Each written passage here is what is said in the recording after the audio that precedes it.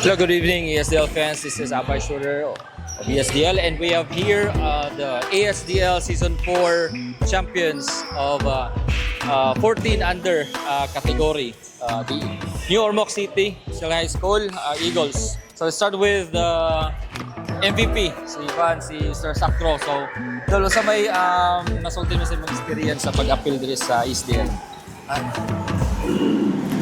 Nindot kayo nga nagkuhan mi sa amo teamwork o amo defense ang nagkasinabutan pud mi sa amo mga kauban sa amo coach pod.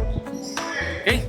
And atong defensive player si Idol Gregorio. So ikaw dol sa may imong preparation dol nga naka-champion mo niya.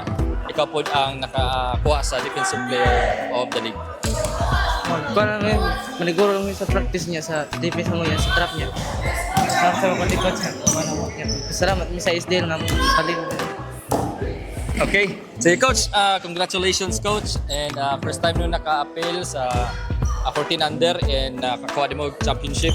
And also may mga masultin mo sa imuhang team coach, sa ilang effort, ganiha teamwork ka sila at both offense and defense coach.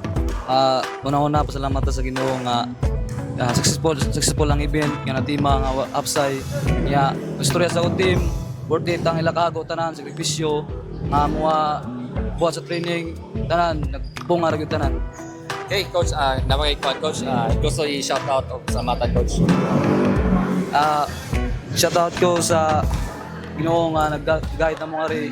Shout out ko sa mga parents sa player nga support sa sa papanamatikan nga nakakaroon nga nagpasakay yun namo. Thank you sir.